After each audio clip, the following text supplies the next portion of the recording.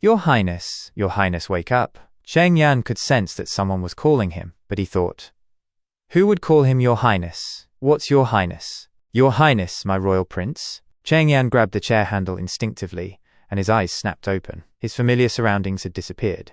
His work desk was gone, and the familiar walls filled with post-its were gone. They'd all been replaced by a strange landscape, a round public square that was enclosed by small brick houses, and the gallows that were erected in the center of the square now dominated his field of view. He himself sat at a table across the square from the gallows. There wasn't a soft rotating office chair under his butt, but a cold, hard iron chair instead. There was also a group of people sitting with him and watching him intently. Several of them were dressed as medieval lords and ladies from those Western flicks, and were trying to suppress their giggles. What the hell? Wasn't I just rushing to finish my mechanical blueprints before the deadline? Cheng Yan was at a loss as he thought to himself. For 3 consecutive days he had been working overtime. Thus, he was both mentally and physically at his limit. He could only vaguely remember that his heartbeat had become unsteady, and that he just wanted to lie down on his desk and take a break. Your Highness, it's about time for the execution. Please quickly announce your ruling. The speaker was the one that had secretly tugged on his sleeve. He looked a bit like Gandalf from The Lord of the Rings. Am I dreaming? Cheng Yan thought as he licked his dry lips. Cheng Yan's memory answered his questions one by one. It was unnecessary to filter and read through them. It was as if they had always been his own experiences. He was momentarily confused. There was absolutely no way a dream could have so many details. Then, Cheng Yan thought, was it possible that this wasn't a dream? Had he really traveled through time, to the dark ages of medieval Europe, and become Roland? Had he gone from a pitiful mechanical engineer with his nose down in his papers, to a grand fourth prince overnight? Roland Wimbledon was actually sent here to fight for the right to succeed the king. Everything had originated from King Wimbledon III of Greycastle's wonderful proclamation to his children saying, you want to inherit the kingdom? The firstborn prince doesn't necessarily have the right to become king. Only the person who proves themselves as the most capable of governing can inherit the country. He placed various territories under the rule of his 5 children. And after 5 years he'd decide who would become his successor, based on the level of skill they displayed in governing their respective territories. Would there be any guarantee that all 5 of them received the same starting conditions? This wasn't like playing a real-time strategy game. To his knowledge, the second son had been given a better territory than this border town. Actually, when he thought about it, it seemed that among the 5 regions they'd been given, none of the others were worse than his frontier town. His starting point was simply inferior. Roland's eldest brother, the first prince, had above-average military power and overwhelming martial strength. His second brother was scheming and horribly treacherous, with good intelligence and overwhelming wealth. His third sister was afraid of death, but had average wealth and intelligence, with overwhelming military strength. His younger sister was brilliant, with high intelligence and average wealth. And lastly, Roland, who indulged in drinking and pleasure, a hedonist. Roland felt a little awkward. After more than a decade of living with them, the old Roland's knowledge had been summed up in a few words. What forces they'd developed, who their competent subordinates were, what they were experts at, what their plans were, and so on. He knew nothing at all. Living together with a bunch of aborigines in this city where excrement was casually dumped around, then taken away by the Black Death, it was truly planned out well and clearly. Well, Cheng Yan's new memories told him, the old man wasn't called Gandalf, his real name was Baroff, and he was an assistant minister of finance dispatched by Roland's father to assist in the governing of the territory. As he was understanding his memories, Baroff said, Your Highness, it's time for the execution. Please quickly announce your ruling. He realized that he was here to execute a witch. The residents of this border town had caught and seized the witch, immediately turning her over to the local guards for questioning. No, she was immediately sent to be sentenced, with no opportunity to defend herself. The execution of suspected witches was usually overseen by the local lords or bishops, but since he'd assumed control of this territory, issuing such orders had become his obligation. His immediate concern was how to stop the farce taking place in front of him. Assigning the blame for the disasters and misfortune that befell them onto these witches was the act of ignorant barbarians. He really couldn't bring himself to do anything as stupid as hanging another person just to satisfy the watching masses. He grabbed the formal written orders held by Baroff, tossed them to the ground, and announced, Release that witch. Hearing this, the nobles and the people gathered were shocked. When Baroff complained, Roland said, I'm feeling tired. We will give our judgment another day. Court dismissed. Now disperse people. Cheng Yan knew he couldn't risk being reckless, so he rummaged carefully through his memories and reflected the former prince's behavior. He had to continue with the former prince's dandyism and roguish behavior. A tall man wearing a suit of armor stood up and argued, Your Highness, this isn't a joke. All known witches should be put to death immediately upon being identified. Or other witches might be tempted to try and save her. Do you want to force the church to get involved when they hear that we have allowed a witch to live? We have no choice in this matter. Carter, this dashing man, was actually his knight commander. Cheng Yan frowned and said, "Why? Are you scared?" His voice was full of blatant mockery and wasn't a complete act. A man with an arm thicker than the waist of the so-called witch actually feared a prison raid from women. Were witches really the devil's messengers? Wouldn't it be better to catch more witches than to settle for only one? Roland said. Seeing him no longer utter a word, Cheng Yan waved his hand to call his personal guards and left. Carter hesitated a moment before going down and catching up with the troops walking by the fourth prince's side. The other nobles got up and paid their respects to the prince, but Cheng Yan could see undisguised contempt in the eyes of those in the crowd. Back in the keep, the castle located to the south of the border town, he dismissed the anxious minister Bakarov outside the door to his chambers, allowing himself to finally breathe a sigh of relief now that he was alone.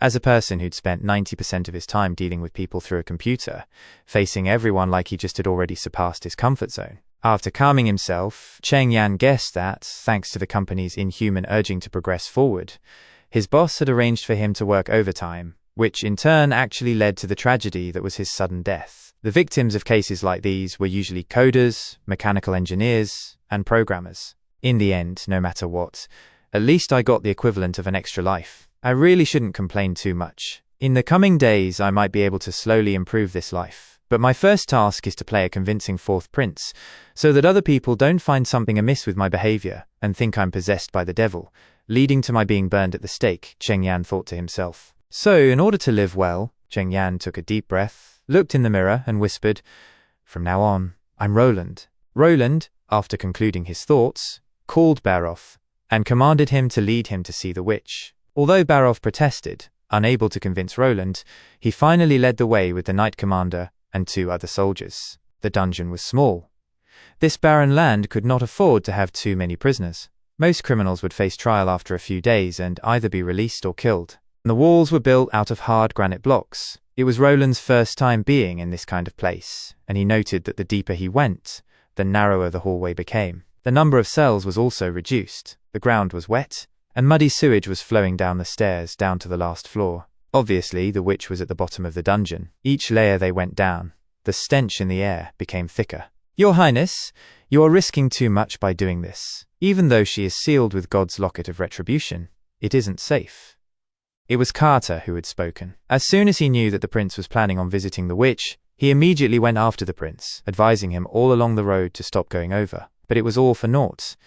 Even repeating the direct command of the king not to engage in any dangerous situations had no effect. Obviously, he wasn't only a pretty face. He was also a chatterbox. You must look evil in the eye before you face it on the battlefield and stand toe-to-toe. "I thought you knew that," he said. In addition to fighting the evil with courage, it is also important to assess one's capabilities and act accordingly. Reckless behavior is not considered courageous, Carter rebutted. "You mean to say that if you ran into an enemy weaker than you hold justice, but if he is stronger than you will turn a blind eye?" Roland challenged. "No, Your Highness, I mean," Carter stammered. "Before you were already afraid of a witch raid, and now you are even afraid to see a little girl. My knight commander is indeed fearsome." Although the knight was a good speaker, he didn't excel at debate. Encountering a smooth talker like Roland, he completely lost. Taking advantage of this effort, the group reached the bottom of the dungeon. This floor was many times smaller than the one above, with a total of only 2 cells. The warden lit the torches on the walls, and as the darkness faded, Roland saw the hunched-over witch in a corner of her cell. It was already late autumn, and the temperature in the dungeon was low enough to make people see white fog when they took a breath. He wore a fur coat with silk lining inside, so he did not feel cold. But the girl only wore coarse linen that couldn't even fully cover her body, with her arms and feet sticking out and turning blue. The suddenly lit-up torches made her cringe away with her eyes closed, but soon she was able to open her eyes and look straight at them. It was a pair of pale blue eyes, like a calm lake before the onset of heavy rains. There was no fear on the witch's face, and you couldn't see any anger or hatred. Roland saw a vision.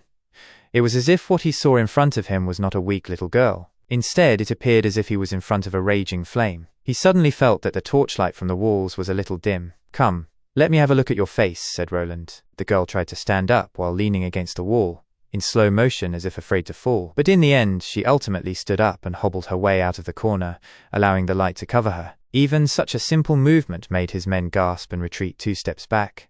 Only the Knight Commander could resist and stood in front of Roland. The Knight Commander butted in, saying, "Don't come near," trying to save the prince from the unknown danger. "What is your name?" Roland asked the witch and patted the knight on the shoulder, indicating that he did not need to be so nervous. "Anna," she replied. "So what happened when the mine collapsed? Can you repeat it for me step by step?" Roland asked. Anna nodded and began to describe it. Roland was a bit surprised. He expected her to stay silent or to angrily curse at him, but instead she just responded with, "I will talk," and obediently told her tale. It wasn't a complicated story, but a sad one nonetheless. Anna's father was a miner, and when the mine collapsed, he was at work. Immediately after they got the news of the collapse, Anna and the other miners' families went over to help rescue their loved ones. The North Mine was previously rumored to be an underground monster lair, with many forks in the road, extending in all directions. Since the rescuers were under no unified command, the volunteers separated after arriving at the mine entry, so that when Anna found her father, only her neighbors Susan and Ansgar were by her side. Anna had discovered that her father's leg was crushed under a full ore cart and he couldn't move, but at his side was another miner patting him down, searching for her father's money. As the looter saw them arrive, he took a pick and rushed to Ansgar, knocking him to the ground, but just at the moment when he was about to strike her, Anna burned him. Anna's neighbors vowed that they would never say anything about this matter, and with their help, Anna rescued her father. But before dawn the next day, Anna's father went out on his crutches and reported to the patrolling guards that his daughter was a witch. Why? Roland, when he had heard up until this point, could not help but ask. Barov sighed and answered. Probably so he could receive the gold reward. The discovery and reporting of a witch can get you 25 gold royals. For a man with a crippled leg, these 25 gold royals are equivalent to what he could earn for half a lifetime of work. After a moment of silence, Roland asked, "Your opponent was a strong and grown-up man. How were you able to kill him?" At this, Anna laughed, and the flames of the torches shook, just like high waves on a previously calm lake's surface. "It was exactly like what you think. I used the power of the devil," Anna said. "Shut up, vile sorceress," shouted the warden, but everyone could hear his voice trembling. "Is that true? I want to see it," the fourth prince calmly said, unmoved by their antics. "Your Highness, this is no laughing matter," the Knight Commander interjected, his brows furrowed. Roland stepped out from behind the protection of his knights, step by step moving closer towards the cell, and said, "Everyone who is too afraid of her can leave. I did not ask you to stay here. They hanged the god's locket of retribution on my neck. Thus, I am not able to unleash the power of a witch," replied Anna. "Do you dare to take off this locket from me?" From the beginning until now, she had still tried to stand straight, with her gaze slightly raised, calmly looking into the prince's eyes. She did not fear death, Roland realized. Instead, she was waiting for death. "Is this the first time you have seen a witch, my lord? Your curiosity might get you killed," Anna said. "If it was really the power of the devil, you would absolutely not be in this current situation," Roland responded. "If that were true, it is not I who should fear death, but your father." The fires in the prison suddenly became dark, and this was definitely not an illusion. What seemed to be like suppressed flames were soon left with only tight flame clusters. Behind himself, Roland's heartbeat accelerated, and he felt himself at an unusual turning point. On one side was the world with common sense, which was in accordance with the laws and constants that he knew, not one thread loose. On the other side was an incredible new world, which was full of mystery and the unknown. And right now, he was standing in front of this world. Hung on her neck is actually the god's locket of retribution? What a simple and crude locket, Roland thought, and chain with a sparkling and translucent pendant. If the witch did not have both her hands handcuffed behind her back, couldn't she use a quick pull to destroy this kind of thing? Roland glanced at the crowd behind him, who were still mouthing prayers in panic. He quickly reached into the cell, grabbed the pendant, and with a little tug, the necklace's chain snapped and then crashed down broken. The move startled even Anna. "Come on," Roland whispered. "Are you in the end a liar? Some type of alchemist? Or are you a real witch? If you now take out bottles and jars and start compounding acids, I will be disappointed," thought. Roland then heard a crackling sound, which was the noise of the thermal expansion of water vapor. Thanks to a dramatic rise in temperature, the water on the ground beneath them had changed to steam. Roland saw a blazing flame rising directly from Anna's foot, and then the ground where she stood was burning up. The torches behind them exploded simultaneously, as if they received pure oxygen, in a burst of brilliant light. For a short time, the whole cell was as if it was in daylight, and all this was accompanied by the onlookers' terrified screams. When the witch moved forward, the flames surrounding her moved with her. As she came to the edge of her cell, the dozens of iron bars that made up the wall became pillars of fire. Roland was forced to retreat. The heated air was biting his skin, making him feel pain. In just a few breaths of time, he had escaped from a late autumn summer. No, this was a different kind of heat, solely generated by this high-temperature flame and not a full ambient summer heat. One side of his body was facing the flame's heat, and on the opposite side, Roland felt a chill. He could even feel cold sweat trickling down his back. She really does not fear fire, Roland thought. Roland remembered the words of the assistant minister. Only now could he really understand the meaning of that sentence. She is the flame herself, and how could someone fear oneself? Soon, the iron bars turned from crimson to a light yellow, and they began to melt. This meant that they had been heated to more than 1500 degrees Celsius, and achieving this in a condition without any insulating measures was far beyond the imagination of Roland. Like others, her prisoner's smock had burned to ashes, and her body was now surrounded by a raging fire. Roland didn't know how long it lasted, but in the end, the flame completely faded. The torches were quietly burning on the section of the wall next to them. It seemed like nothing had ever happened, but Anna's burned clothes, the hot air, and the prison bars, which looked as if they were burned by the devil's minions, all this told everyone that this wasn't an illusion. In addition to Roland, only the Knight Commander was still standing. The others had collapsed to the ground. The warden was so scared that his pants smelled of urine. Anna was now standing naked outside the cell. Her arm shackles were gone. She did not block the view of her naked body. Her hands were hanging naturally at her side, and her eyes, which were blue like the sea, were restored to the tranquility from before. "Now I have satisfied your curiosity, sir," she said. "Will you kill me now?" "No."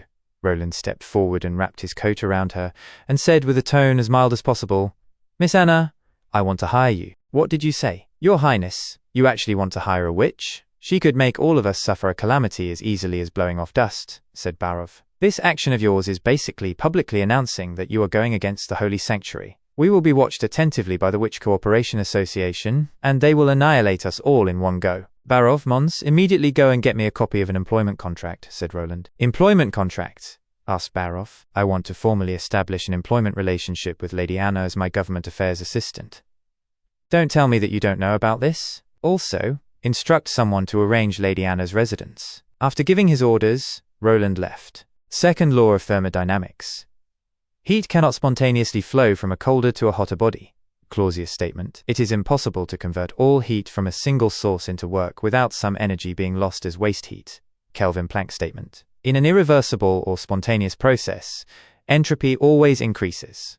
Entropy statement. Roland carefully copied this law onto paper, writing in the language of this world. At first glance, the text resembled a moving earthworm. He really did not understand how the locals could learn so many varied and complicated characters. If you asked him which of the numerous physical laws would be the one to cause most people to feel depressed, Roland would choose the second law of thermodynamics. It tells everyone that this world's heat will always pass from high to low, replacing disorder with order, increasing the entropy. Eventually, everything will end in nothingness, and the universe will become deathly silent. And this world had broken away from the ever-increasing entropy problem. It could make magic out of nothing, which was much more impressive than the theorized invention of a perpetual motion machine. The forces of evil. Roland scoffed and thought to himself that the people of this world did not understand the true nature of this power, and it was so enormous that it could even change the entire universe. Of course, for a beginning, he could only start to change this small border town. The assistant minister looked askance at the fourth prince's unexplainable actions, but fortunately for Roland, the old fourth prince had always acted in this manner. In the end, Barov decided that the prince's strange whimsy would pass, with no need for him to bother about it, and he could see that the prince was enjoying himself. "The killing has been completed. The witch was hanged at noon," reported Barov to Roland. "Good. Did anyone see it?" Roland spoke while writing. "No matter. All of the condemned wear hoods." In order to prevent the Holy Sanctuary and the Witch Cooperation Association from knocking at his door, Roland had ordered the dungeon warden to find a woman with a similar build and let her replace Anna on the gallows. In addition to the Knight Commander and Assistant Minister, everyone who was with him in the dungeon received hush money consisting of 20 gold royals. This was an enormous windfall for them. Bandarov even proposed killing all of the witnesses, or they would never keep their silence forever, but Roland rejected this. He knew he could not prevent this secret from spreading, but this didn't matter, because he actually wanted someone to spread the word, just not now. He would fall out with the sanctuary sooner or later anyway, those idiots who promoted the intolerance that caused such a waste of resources. On the other hand, if other witches heard there was a border town in the kingdom where they could live a free life, and could even get preferential treatment, what would these witches think? No matter what age in time it was, the talent one possessed was the most important thing. Then everything is all right, Roland said. Next point, for the tariffs, taxes, and expenditures of the year, you previously gave me a short summary. Let me have a proper look at them. Furthermore, those workshops in the city, the places that make ironware, textiles, pottery and such, you also have to include the numbers and sizes. I'll need 3 days to prepare these records, but, Barov said as he first nodded, then paused, and looked like he wasn't sure how to continue. What is the matter? Roland asked. He was aware that finally, the moment had come where his ability was about to be tested. Your Highness, I do not understand. In the past, although you made trouble, it was always more harmless, but now, taking such a significant risk only to save a witch, the law to hunt them down was proclaimed by the sanctuary, and even your father, His Majesty Wimbledon III, supports it. Roland thought for a moment and then asked, do you believe that this border town is a good place to live? Barov did not understand what this question had to do with the problem. After some time, he gave his true opinion.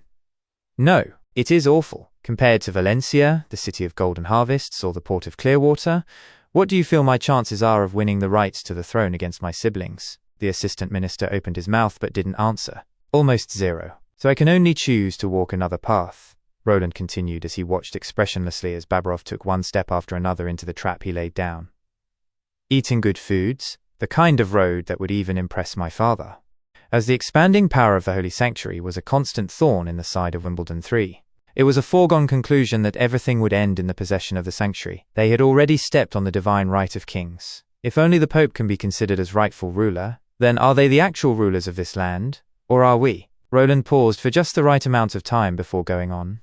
Even my father will have to place his hope in me, a leader who isn't suppressed by the Holy Sanctuary, one who holds all the exclusive rights of a royal king. His choice would be very clear. Do you think I'm worth the risk? Roland stared at the assistant minister while saying these sentences in a row. Do not falter now, Barov. You've been an assistant minister for 20 years, right? If I can become Wimbledon IV, the word assistant will be removed, or even further, something like becoming the hand of the king is possible, Looking at Bamarov's back as he was leaving, Roland felt relieved. It was easy to see that he didn't think much of his promise. A sheltered noble's son could only think of a simple plan, not to mention that the fourth prince really hated the mentality of the sanctuary. At this time, the way to attract more witches was also paved. Roland summoned the maid.